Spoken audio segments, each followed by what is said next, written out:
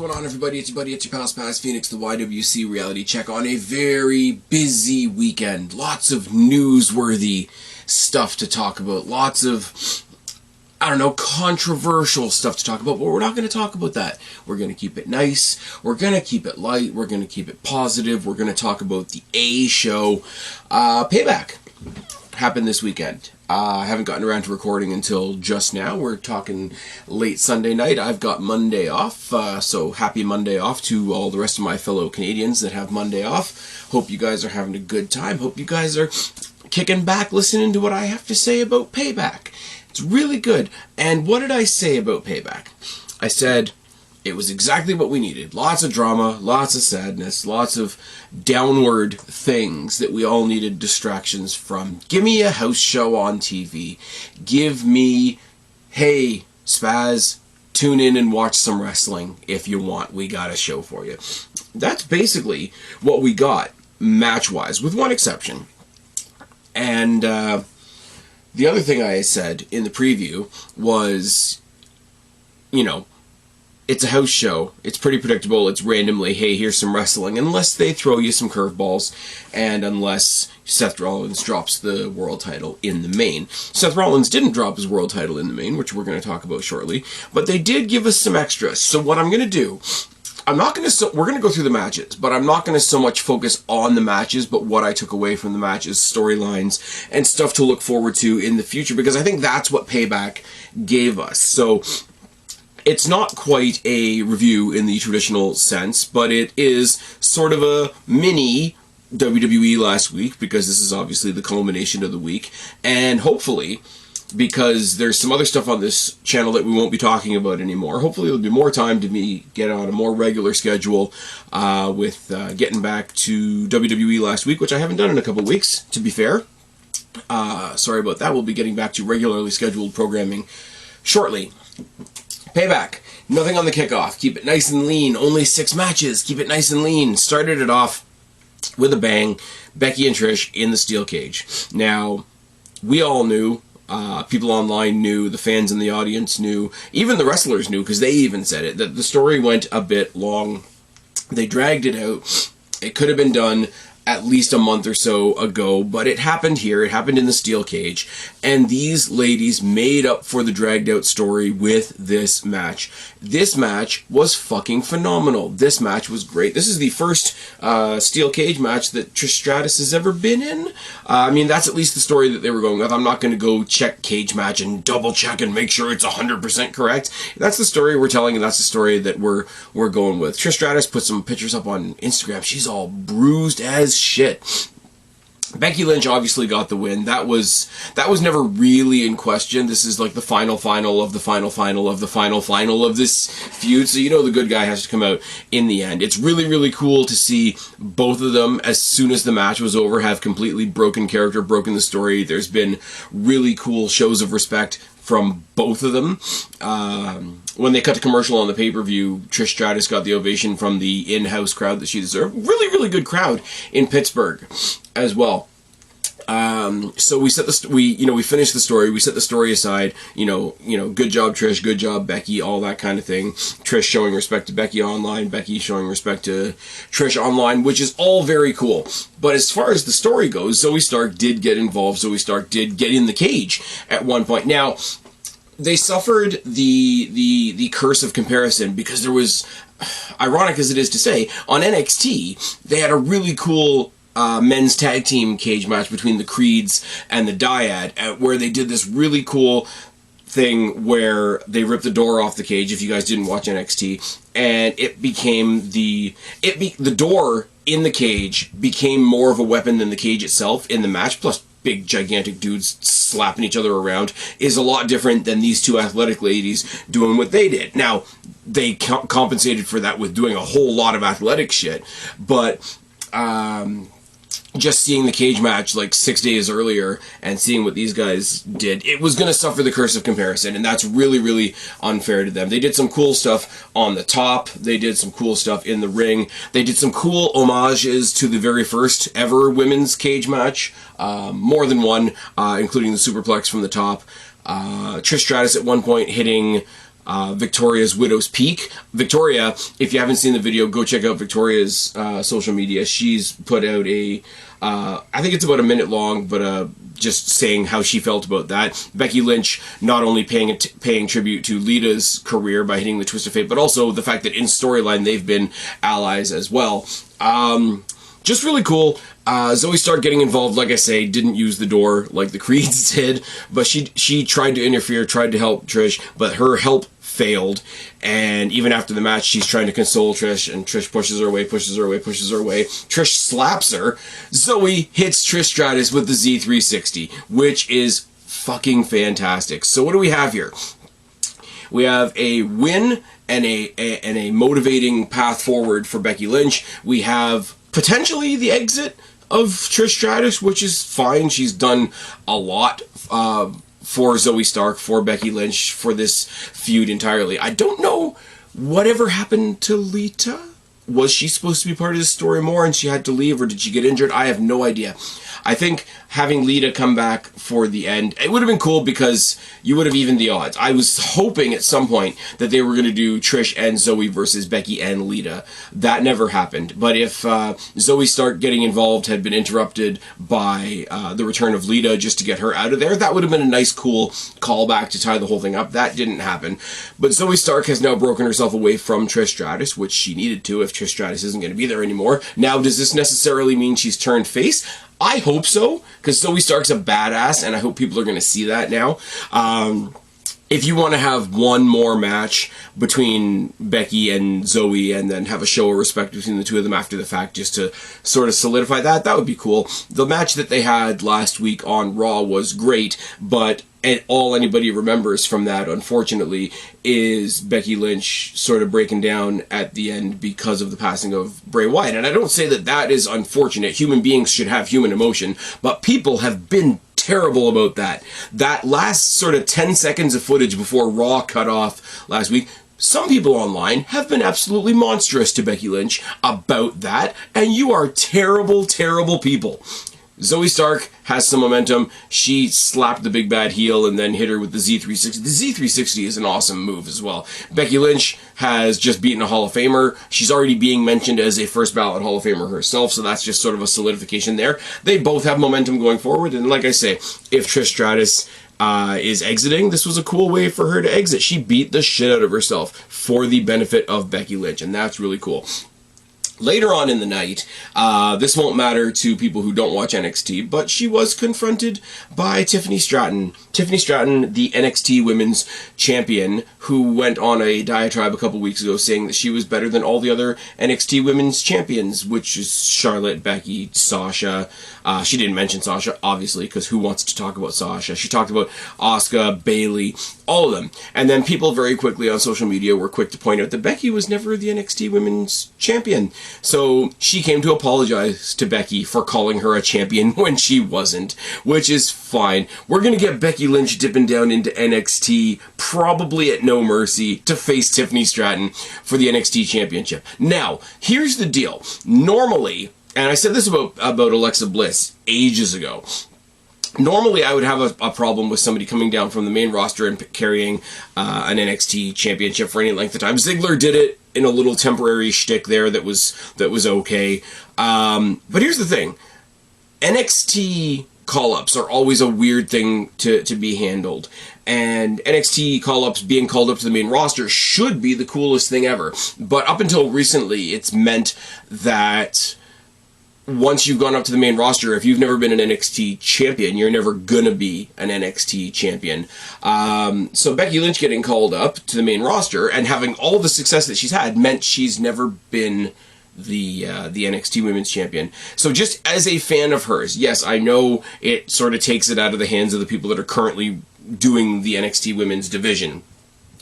But if you're going to have Becky down there for a couple of months as the NXT Women's Champion and elevating everybody around her, kind of like Rhea Ripley's done for people like Lyra Valkyria, that won't be the worst thing in the world. Tiffany Stratton is an awesome character. She plays the ditzy Barbie doll chick so well that people overlook how fucking good she is in the ring and how athletic she is in the ring. Becky's going to help her show that.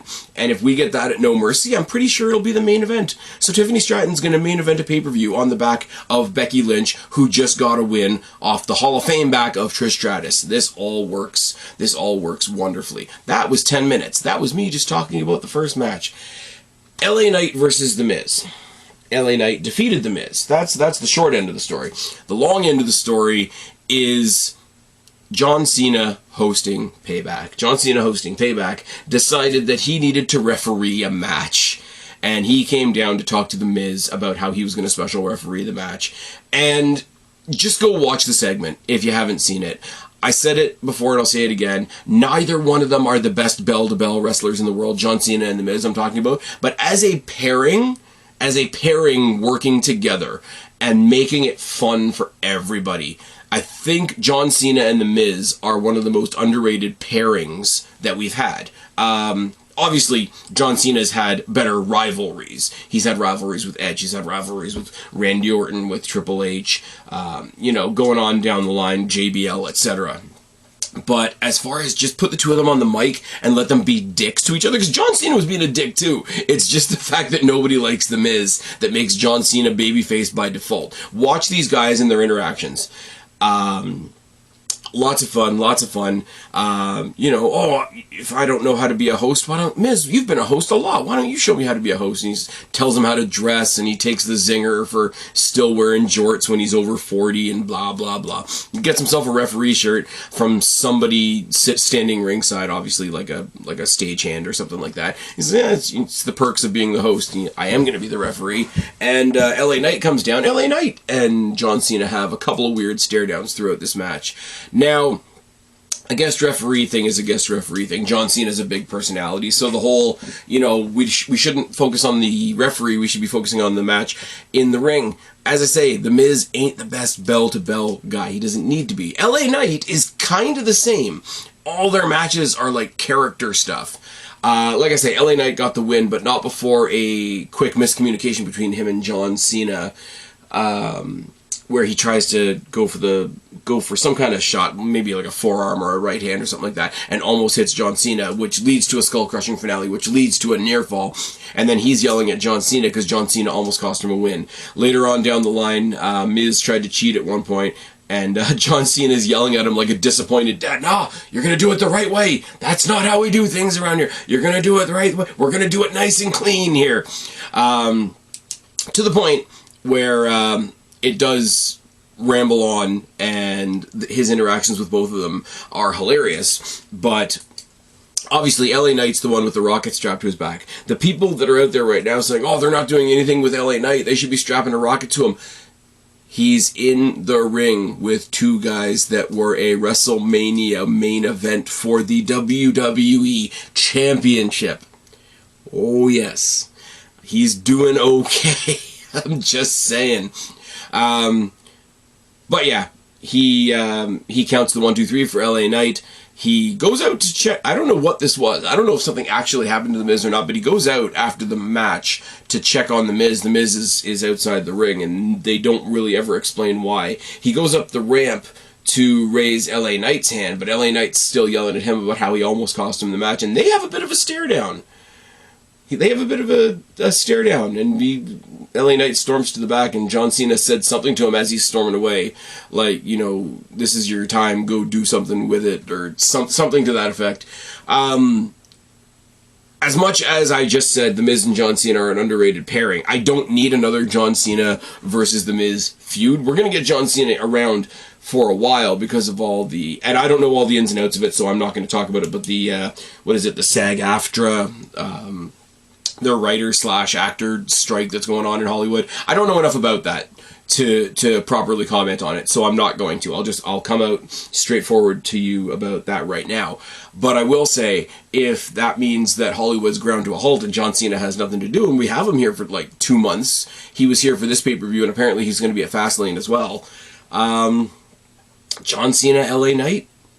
John Cena, LA Knight, where LA Knight can still be the face, but John Cena's like trying to boost him, but LA Knight doesn't want it, so they're both good guys, but they're both at each other's throats at the same time. That could be a lot of fun. Some promo battles between LA Knight and John Cena could be cool, because John Cena's always going to come in and do that condescending, oh yeah, okay, here, this is where you cut a promo, blah, blah, blah, blah, blah. Is he going to call him out like The Rock when he had the promo written on the wrist? I don't know. Could be fun. I'm really interested to see what LA Knight and John Cena could do. If the timing was a bit different, and we could stretch that out to a larger show where it's a bigger exhibition, a bigger stage, and you get John Cena versus LA Knight at, say, Survivor Series, I would love that as well, but I don't know if we have John Cena for that long. Now, I will say, totally unrelated to anything, I'm just mentioning it for the sake of mentioning it, Survivor Series is in Chicago. What could possibly go wrong? Don't have much to say about the next one. Rey Mysterio beat Austin Theory. I thought something would have happened here. Everybody's saying that Legado is going to split up, or Santos is going to turn heel and bicker with Rey, or try to help him and cost him the title. Neither of those happened. They kind of formed a cool team with Austin Theory and Grayson Waller on SmackDown this past Friday, and I really hope they pursue that some more. I would have called for Grayson Waller to try and help out Theory in this match, but Grayson Waller had stuff to do later on in the night that we're going to talk about shortly. The other thing that I was hoping that they were going to touch up on is the Dominic Mysterio thing. Now, I know that they've done the Rey and Dom thing to death, and one of the benefits of having Rey on SmackDown and Judgment Day on Raw is that they didn't run that story completely into the ground.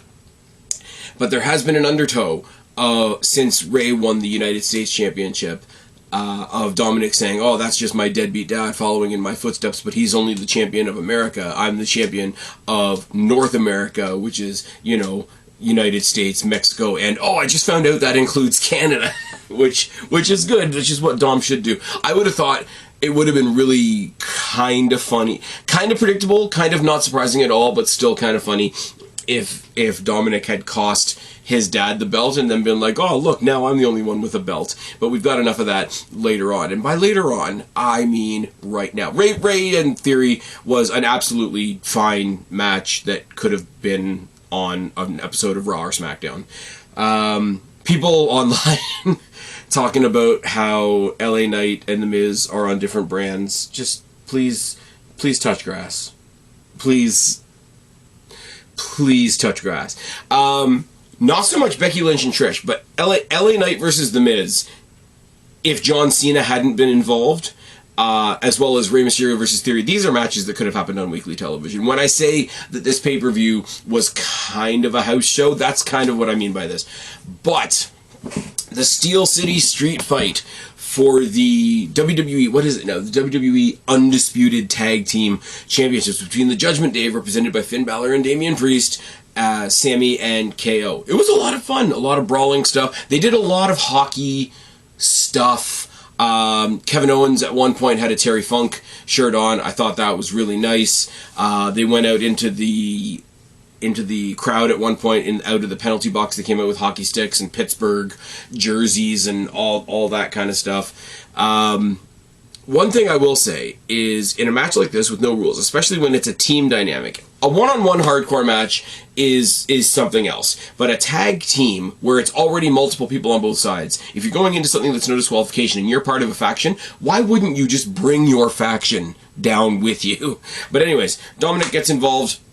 At one point, it becomes a 3-on. He becomes a punching bag, but he doesn't quite make it 3-on-2, but he sort of makes it 2.5-on-2, if that makes sense. JD McDonough came down to help again, much to the chagrin of Damian Priest. The best interference I saw all night, and the way they shot it, the way they filmed it, the way they framed it was absolutely perfect, because I didn't see it until it was happening, was Rhea Ripley coming down and absolutely bulldozing Kevin Owens through the guardrail, or as Simon Miller would say, through Barry Barricade. But I don't know if he's doing the barricade counter anymore. Go watch What Culture for that. It was Rhea Ripley's a beast, and they should let her fight dudes like properly. It would be good. It would just be good. as I say, the Terry Funk shirt thing, because they're in Pittsburgh, they pulled out a bucket from underneath the ring, and it had the Pittsburgh terrible towels in it. I don't know if any of you guys have ever seen the terrible towel thing before. I really do think any company that goes to Pittsburgh should do that. I don't know why they don't. Kevin Owens was busted open in the match, and doesn't happen a lot in WWE, which makes it hella more effective. But also, I was kind of impressed with the way that they didn't try to film around it like they usually do. They just sort of let it go and let it be its own thing. Eventually,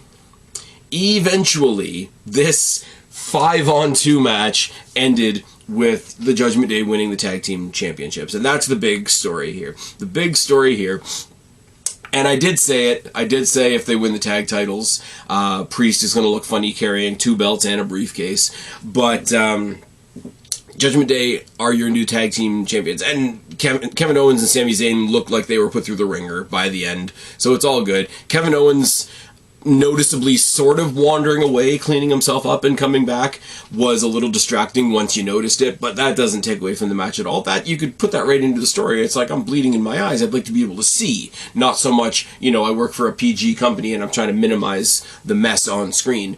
But Judgment Day, I'm with the Judgment Day. KO and Sami have had a great run. They've been the champions since WrestleMania. The good part of WrestleMania, Roman retained, the Usos didn't, which is why Roman was able to hold his win over the Usos, which caused the split of the Usos, which we're going to talk about in a second.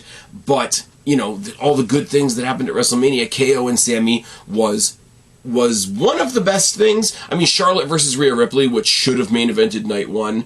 I'm not going to let go of that. I'm going to be like a dog on a bone with that. You guys know that. But KO and Sami versus the Usos was a main event worthy match, and they've held the titles since then. They've gotten incredibly over as tag team champions. They've gotten incredibly over as a tag team, as much as they were over individually already. They had a good run. Judgment Day now, standing tall. You're going to see it. It's going to be the thumbnail of this video.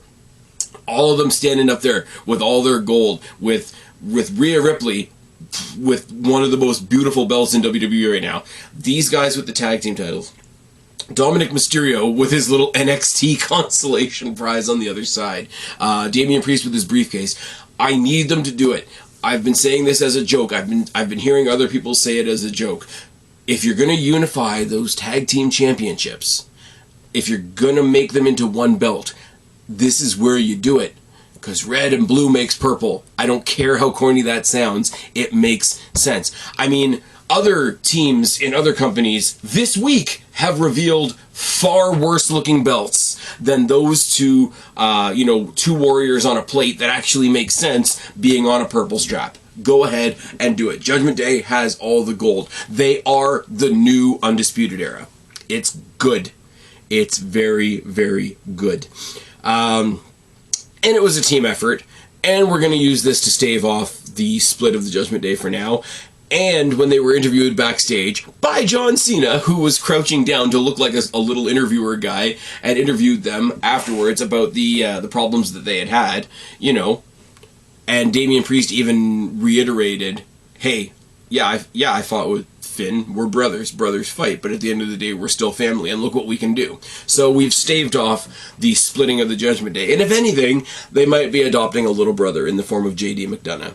Now, what I would do, whenever you have Damian Priest cash in, which is going to be shortly, I'm assuming, you have them freebird the belts around, so that the tag team titles are held by Finn and JD, and let Damian Priest go do world title Damian Priest things. And then you maintain the idea that this new 5-member Judgment Day still have all the belts. The only thing I will say is, with my comparison to the Undisputed Era a second ago, the Undisputed Era never had a women's member.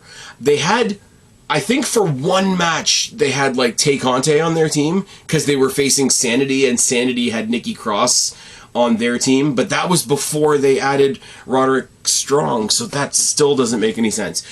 The Undisputed Era had the Golden Prophecy, where they were the NXT champion, the North American champion, and the NXT Tag Team champions. Now, if the Judgment Day, and you guys know how much, you guys that have been listening to me for a long time know that for a long ass time, the Undisputed Era was my template for what a faction should be. Then that went to the Bloodline for obvious reasons, and the Bloodline only ever really had the world title and the tag titles. If you have Judgment Day with the world title, the Undisputed tag titles, the Women's Championship, and the North American Championship, they become the new standard bearers. They really do. They really, really do. Don't wave red flags. Wave purple flags. Oh, yes. The Grayson Waller effect with Cody Rhodes. Now, why the heck would they not have Cody Rhodes in a match? Why the heck would they do a talk show segment on Payback other than because they only had 6 matches and they wanted to fill out the show? I don't know why Cody Rhodes was out here necessarily, unless there's a second half of this that we haven't quite had announced yet. Grayson Waller came out, did his typical shtick. Grayson Waller is already one of those guys that I'm going to see is going to go underappreciated for a long time. Guy's good in the ring, but he's even better on the mic. He's kind of like The Miz, kind of like Austin Theory, kind of like LA Knight, etc., etc., etc. He introduces Cody Rhodes, cuts off Cody Rhodes from doing the god-awful, so what do you want to talk about thing. Cody Rhodes runs him through all the gimmicks of all the talk show things that there's ever been. Rah. He says, oh, you're going to say some things to wind me up, and then maybe we're going to have a match later on. Waller says, no, I'm just here to give you the Grayson Waller rub, but you're here to make a huge announcement. Now, the huge announcement is awesome. But I think it's really, really sad that they gave it to Cody Rhodes to give. That he came out and he said, and it kind of sounds like some of his friends over in another company, but he says, I've got a lot of stroke backstage, and I was able to move some things around, and I was able to get some people to listen to me, and I was able to pull a lot of strings and make some stuff happen. Basically, he says, I hope I don't regret this, but the newest member of the Monday Night Raw roster is main event Jey Uso. Fucking awesome. Fucking awesome. Now, what happens? Cody Rhodes kind of leaves the ring. He looks at Jey. He says, oh, don't you make me regret this, because I'm Cody Rhodes and I'm tough. He fucks off. Grayson Waller welcomes him. Sorry, he doesn't welcome him to Monday Night Raw, because he's on SmackDown as well. But he says, oh, I don't have any questions made up for you, but I'll just say, how do you feel to be on Monday Night Raw? You're a heck of a guy. You're a heck of a signing or whatever, but what have you done on your own other than nothing? And then he runs his mouth a little bit more, gets a super kick, and that's it.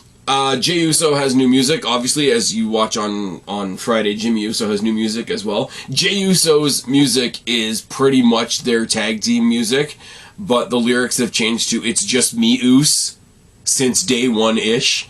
It's a little bit of a more janky edit than Jimmy Uso having entirely new music, but it's fine. Super kicks Grayson Waller, and then he's just doing the hand wave thing with the crowd. To see, like, whatever you want to call that thing, where he's got both hands up and he's just sort of like dipping and dodging with his hands. To watch a whole crowd do that all at once is kind of trippy to watch, so happy for him. He's getting a new lease on life. Now, here's the thing.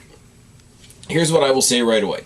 Couple of different ways, couple of different things we got to do to analyze this. Why did Cody Rhodes announce this? Well, Cody Rhodes announced this because they've just brought somebody to Raw, which means SmackDown's going to get somebody. That somebody is probably going to be Cody Rhodes, because we have to fast-track Cody Rhodes back to Roman Reigns and correct the mistake from this year's WrestleMania that wasn't really a mistake, because it's not Cody Rhodes' story to finish. But anyways, I'm thinking there's a guy floating around out there, recent free agent, that would be a better option to finish that story. If we're going to finish the Roman Reigns thing, if we're going to put the final nail in Roman Reigns' coffin at next year's WrestleMania, there's a guy that could come back, I don't know, from the free agency market around Royal Rumble time. It'd be pretty cool. He might bring a cult with him. He's got a heck of a personality, and I think he would be an awesome guy to dethrone Roman Reigns, but I don't want to bring that up just yet. I don't want to speak it into being. I want to enjoy it when it happens. But the obnoxious, obvious fast track of Cody Rhodes back to a story that was never his story to begin with is bad. Now, people online were saying, or I shouldn't say people online, the handful of people that I saw picking up traction on Phoenix. By the way, follow me on X at Spaz Phoenix if you prefer. They were saying, oh, you know, they just did this cool thing with Jimmy, introducing Jimmy as this new guy on SmackDown, and that was the conversation until now. Jay's like totally stolen his thunder. That's a lot of bullshit. That is a lot of bullshit. If you want to have the Usos go off as singles guys, somebody had to leave. The story already had Jey Uso, quote-unquote, walking out of WWE. Putting him on a new show, absolutely fine. Jey Uso going to Raw doesn't just mean a solo career for Jay. It means a solo career for Jimmy, because Jay ain't there anymore. You fucking idiots. Now, it looks like Jimmy is going to still have a little bit of conflict with Solo, because Roman's going to be gone for a while, apparently, if you believe the rumors. But if you want to do a Jimmy and Solo feud, and you want to get Jay's feet wet on the main roster, I would say make an immediate impact, have him run in on the Gunther versus Gable match, cause a disqualification, be the next one to challenge Gunther. Wait until Gunther's broken the Honky Tonk Man's record, because apparently that's so important to people, because, oh, we can't have Honky Tonk Man with a record. He might have said something 20 years ago that we don't agree with, and he might be a bad guy, you know, so we gotta swipe him off the whole, you know, off the table, so to speak. Have Jey Uso make an immediate impact by being the one to dethrone Gunther. Why not? This is awesome. It is. I don't know what you do from here. I mean, clearly they're going to announce that the other side of the trade was Cody Rhodes going to SmackDown, and that's gonna be obnoxious and obvious from now until next April. But Jey Uso getting a solo run, Jimmy Uso getting a solo run, Solo hopefully getting a solo run, and I'm trying to say that without sounding corny. Awesome. Roman Reigns, I mean, like I say, the Hollywood strikes are going on right now, but the rumor is Roman Reigns does want to do Hollywood shit, so he's not going to be in the mix if that's successful and if that happens. So good for everybody involved. The whole idea before the Bloodline story that when one of the Usos was out, they would just keep the entire team off of TV, and then they broke that theory when they tried sticking Jay with Roman. This will be the first time, if they see this through, if they follow it through and don't fuck it up, this will be the first time they've bet on either one of these guys actually being solo acts. And I think that's way overdue, for one thing, but I think that's really awesome. Really cool. Let's see where they go with that. Grayson Waller, I will say, on social media, doing the social medias, put up a post that says, Jey Uso attacking me completely unprovoked on my own show. This man needs to be fired. And icing down his jaw with a can of Pepsi was just exactly what I needed to see this weekend. That's all I'm going to say. I don't know what he could be hinting towards. I don't know what he could be implying with that. Personally, I'm a Coke guy, but Pepsi tastes like crap, but maybe there's some messaging in there that I'm not quite catching. Maybe you guys can fill me in, or maybe he just wanted to cool down his jaw. Who knows? I mean, who would be so obnoxious to think that a quote-unquote unprovoked attack that wasn't actually unprovoked would be a reason to fire somebody? That's ridiculous. That's what a great heel Grayson Waller is. Oh yes. And unfortunately, the last two matches on the card were great, but I don't have much to say because what happened. Ripley versus Raquel, I should say, really, really great sort of hoss fight between the two of these. Really, really different challenge for Rhea Ripley, who's been bigger than all the rest of her opponents. So the last thing you do to sort of solidify that badass nature is put her in there with somebody the same size as her. We've got the Big Show. Now we have to bring in people that are as big as the Big Show. We bring in our Kanes and our Undertakers and our Great Khali's and our Matt Morgans back in the day. Our Nathan Joneses back in the day. Rhea Ripley, you bring in Raquel. But Raquel is there to be the last sort of speed hump before Ripley's next real feud, which I hope will be Becky Lynch now and somebody else later. Now, if you want to know who I want it to be later, go back 2 pods and see my fantasy booking for Rhea Ripley at next year's WrestleMania for the main event of night 2. By the way, cheap plug of my own material. on my own material, because that's just how we do. Ripley, Raquel, absolutely awesome. Ripley coming out in gear that was meant to be an homage to China, and when you see the side-by-side of her and China and the sort of the gear she was trying to replicate, it's pretty fucking badass. The idiots out there that think an homage means you're saying you are that person are idiots. The people out there with the side-by-sides are, oh my god, she thinks she's China, she'll never be China. She's not trying to be China. She's showing respect to China. You fucking morons. That's all I've got. I can't. Oh, Twitter's been a firestorm. X. X has been a firestorm this weekend. It's been a lot of fun, and I'm making all kinds of friends and influencing all kinds of people, and much like on this channel, what are we doing? We're pissing off all the right people. Oh yes. And Rollins Nakamura was great. It was a great match. There was no swerve. There was no nothing. Apparently, there was a tribute to Bray Wyatt in Seth Rollins' gear somewhere. I didn't catch it, and I haven't seen an explanation of it. If any of you guys can tell me what it was, I'd really like to see that, because any tributes that we have to Bray Wyatt at the moment are great. Also, the Great Muta was in the crowd to watch Shinsuke Nakamura, because Nakamura was one of his last matches before he retired. I thought that was really cool. The story that they told all the way along about Seth Rollins' back was played out great. They did a really cool sort of anime villain animation thing before Shinsuke Nakamura came out. They pointed out that this is the first time he's ever main evented a pay-per-view. That's a bit criminal, because even when he won the Royal Rumble, his title match wasn't the main event of that WrestleMania, so I guess that's kind of true. But at the same time, there's that idea going around that, I think I said it in the preview, lots of people have said about Shinsuke Nakamura, he's done his art wrestling and now he's doing his money wrestling. But he was really good in this, and he made Seth Rollins a more serious Seth Rollins, which is good.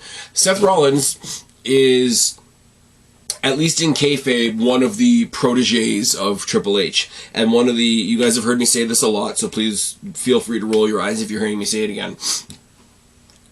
Triple H was the guy that could do both. He could be silly and he could be serious. He could come out at the beginning of Raw with Shawn Michaels doing the crotch chops in the neon green shirts, chucking, you know, glow sticks out into the crowd and squirting water guns and pretending it's a penis and all that kind of thing. And at the end of the night, he could come down to one of his enemies with a sledgehammer and cave his head in, and I would believe both ends of the spectrum, even if they happened on the same night. Seth Rollins is the same, but they don't give, I don't think they give us enough of the serious side, if that makes sense. I like Seth Rollins. I like that he can be as goofy as hell and still be legitimate. Don't get me wrong.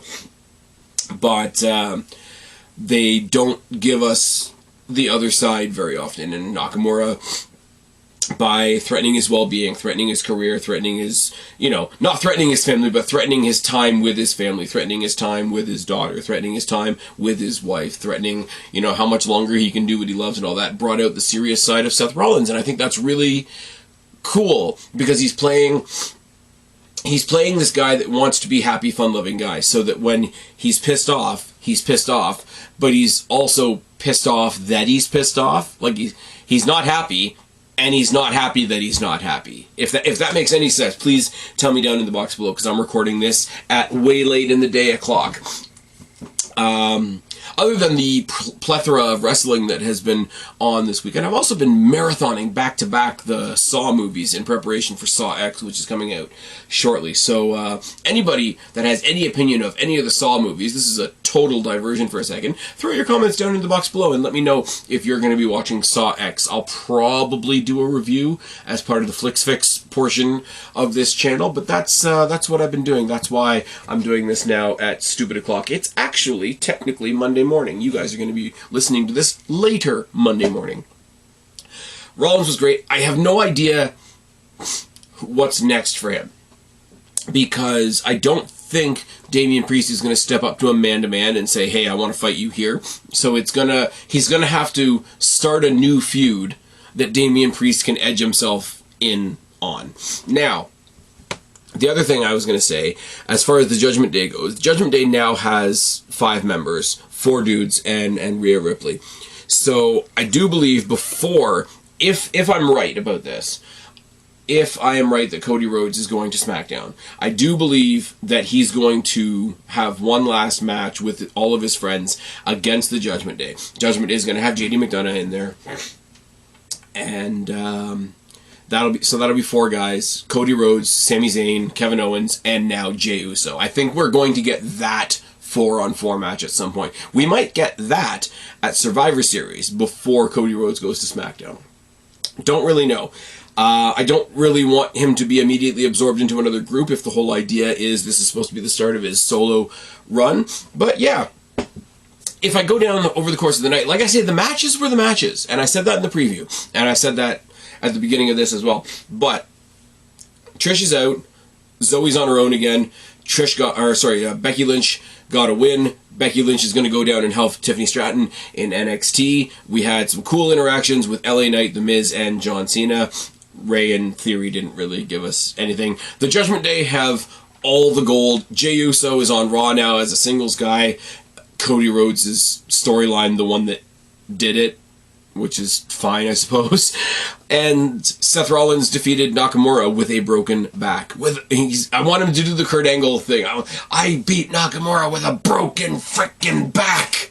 I want that to be his promo. When he comes out later on tonight on Raw, I want that to be his promo. I want him to pull out a mouthpiece a la Kurt Angle. I beat Nakamura with a broken frickin' back. That's what I want, because I'm really lame. Or I want Jey Uso to open up the show, one or the other. Or somebody else that just became a free agent could pop up on Monday Night Raw. But we're not going to talk about that. We're not going to talk about that until it happens, because when it happens, it's going to happen. And when it happens, it's going to happen on this channel too. You better believe it. On a total side note, maybe don't do cocaine. Anyways, I've been Spaz, your YWC reality check. Subscribe up there, talk down there, start a conversation. Keep all these conversations going. Don't be a stranger. I'll talk to each and every last one of you later, but for right now, I am tagging out. Bye, guys.